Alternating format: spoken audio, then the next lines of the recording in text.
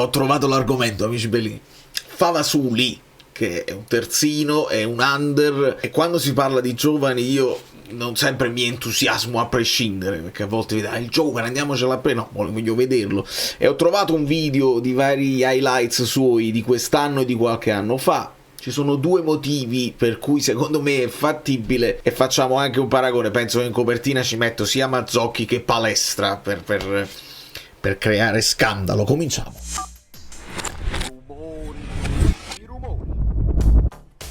Le notizie di oggi, insomma, se ieri c'erano due cose di cui parlare, quindi abbiamo fatto il doppio video, oggi era quasi zero, perché ci sono arrivati i nomi dei 25 giocatori che il Napoli vuole cedere, che non sono altro che la lista che vi faccio vedere tutti i giorni, con un paio di differenze, e poi si parla in giro delle altre squadre. Insomma, l'Inter si deve difendere da questa situazione, Rocchi, il mercato è un po' bloccato, il Milan ha presentato Amorim, la Roma probabilmente ha perso definitivamente Greenwood, che pare si stia accasando al Fenerbahce, e il Napoli deve ovviamente sfoltire prima di poter comprare. Però quando si tratta degli under un occhio secondo me si può dare, quindi voi lasciate un like di analisi, un like di così, senza impegno, perché se il ragazzo costa poco secondo me si può fare. Se poi ti chiedono una cifra incredibile andiamo avanti, perché andiamo avanti. Ci spostiamo un attimo, un po' di cose che vi posso far vedere. Ovviamente in questi schemi, voi lo sapete, si mettono a confronto con i giocatori della stessa categoria, quindi questo è uno schema molto positivo che però viene messo a confronto con gli altri terzini. Parliamo di terzino, però è un tutta fascia che gioca anche a sinistra, ecco perché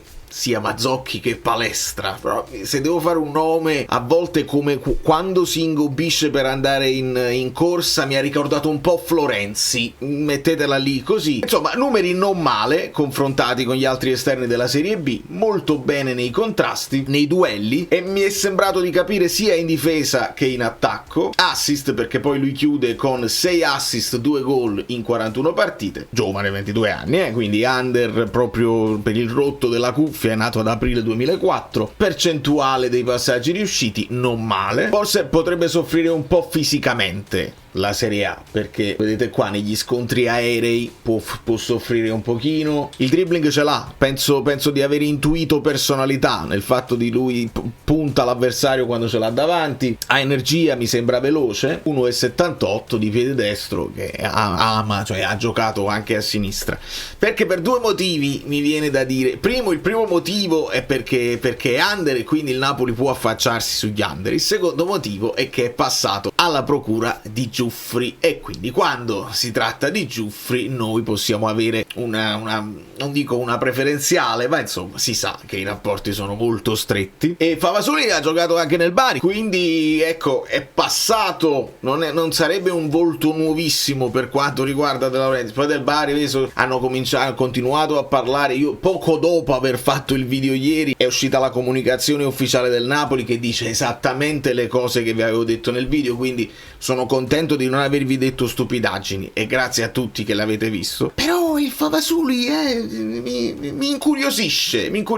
Se lo devo allontanare da Palestra è perché non gli ho visto portare avanti il pallone con il sinistro. Qualche volta se l'è trovato sul sinistro e non ha avuto difficoltà a crossare anche col sinistro. Sono cross un po' più morbidi, un po' più alti, un po' più spioventi e non belli tesi come riesce a fare con il destro, quindi non c'ha quella. Sarebbe grave se vi dicessi è il nuovo Palestra, mi piacerebbe tanto dirlo, però no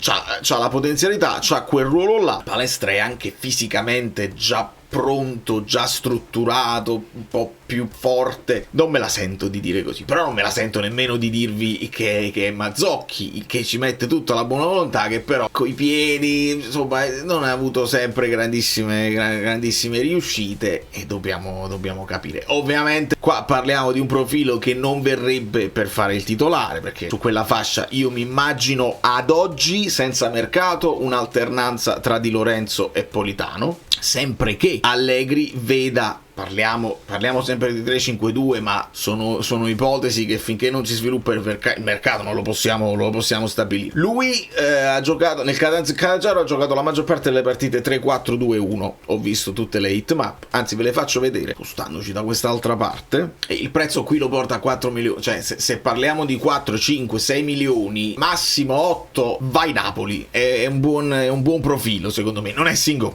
per capirci, non è uno pronto che viene a insidiarti la titolarità, però bisogna capire se Allegri sulla fascia ci vede il piede invertito oppure no, perché con Conte lo abbiamo visto con Politano, con Allegri no, o almeno non necessariamente. Vedete, lo porta sia da una parte che dall'altra, palle lunghe, duelli aerei sono il punto debole, contrasti, duelli a terra il suo punto di forza. È vivaio Fiorentina, come vedete nasce da lì, poi una serie di prestiti, e se non sbaglio se lo vai a prendere poi loro hanno una percentuale, e vedete questa è l'hitmap di quest'anno, tutta la fascia completamente arata. L'anno scorso al Bari con qualche apparizione anche a sinistra, mentre 2 anni fa, questa è la Ternana, vedete, più a sinistra. Ovviamente se gioca a sinistra, così come Mazzocchi, così come tutti gli esterni con un piede su, piede invertito, rientra e più che cross ti fa il tiro. Nel Giro dell'Italia ha fatto parte anche delle formazioni queste ultime di Baldini, quindi facendo a tutti gli effetti qui proprio il terzino destro. Non lo so, forse non è un nome che scalda, perché tu dici no, non è un nome, sai, lo straniero interessantissimo che tu subito leggi il nome straniero così. Gli italiani poi giovani ci dobbiamo scaldare, dobbiamo trovare noi il modo di scaldarci, e io l'immagine che ho visto non sono male. Per esempio era uscito anche questo nome qua, Gay James del Frosinone, ma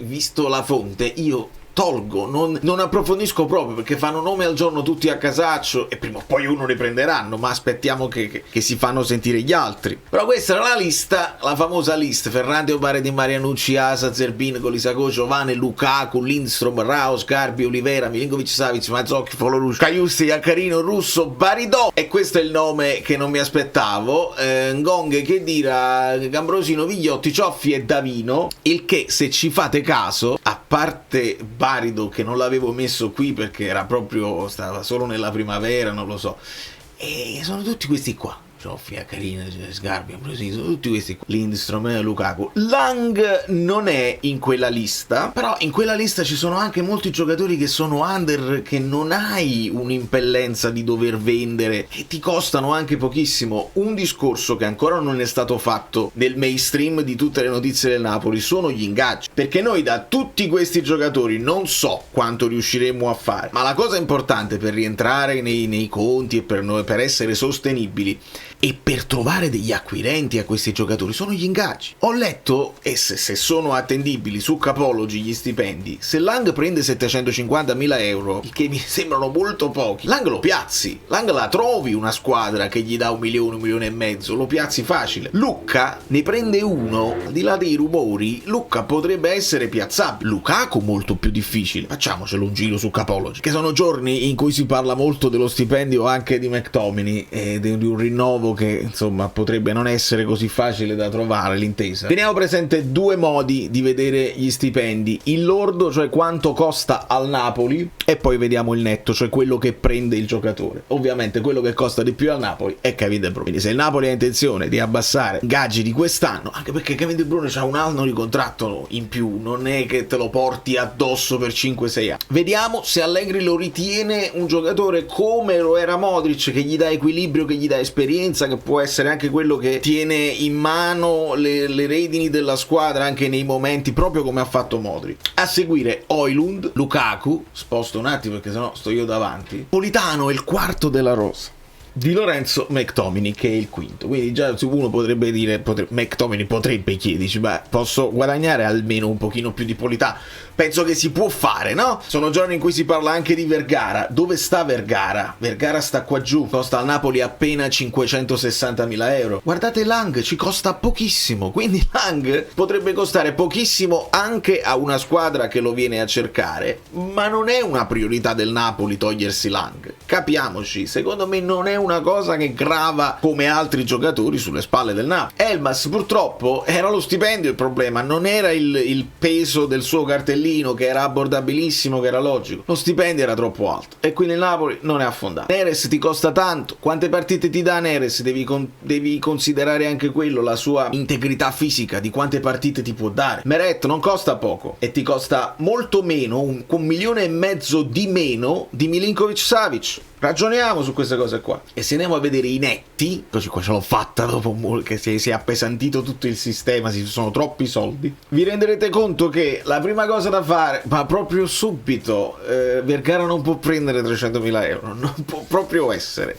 Facciamo errori che conosciamo bene, ci punti e ci stai puntando, si vede, perché è molto presente anche nella campagna di marketing per la nuova maglia, va adeguato, cioè non può prendere Vergara meno di Lucca, non lo posso accettare. Lo stesso Lucca però prende, quanto prende? Dove sta? Sta qua, 1 milione come Mazzocchi, cioè è poco, il che significa che va bene, grava tutto quello che volete voi sulle spese, perché devi ancora ammortare il prezzo del cartellino che è stato alto, ma che è un giocatore che si può piazzare ad una Lazio, si può piazzare ad una Fiorentina, si può piazzare ad un Bologna, queste squadre di media classifica che se gli danno continuità, come si fa con i vari piccoli, come si fa con i vari Pinamonti, questo tipo di giocatore qua è un po' più difficile quando ogni anno noi diciamo Politano, venditi Politano, 3,5 milioni, non è difficile che trovi una squadra che si prende Politano. D'Italia. Sembra quasi che sai, poco. Allora,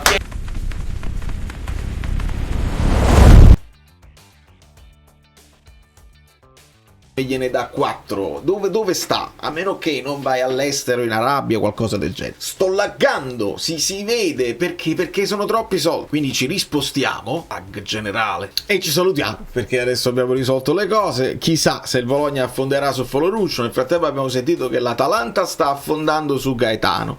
Ora su Gaetano ce l'abbiamo ancora qualche postilla che ci dà qualche cosa di soldi di ritorno, la percentuale della rivendita del Cagliari? Non credo, quindi andiamo ad indagare anche il Cagliari, indaghiamo certe cose veramente. Alle volte sembra che certe cose escano proprio per distogliere l'attenzione da altre cose che poi escono e che sono state chiacchierate un po' meno, però poi ognuno ha il proprio algoritmo. Io non lo so se su un algoritmo interista o juventino ci stanno tutte queste cose oppure c'è l'altro, lo scopriremo. Da New York, Valerio Fluido è tutto, lasciate un like se vi va, io ce la sto mettendo tutta per rendere questa estate ancora rilevante, cerchiamo di non sparire dai radar, che sarebbe un peccato.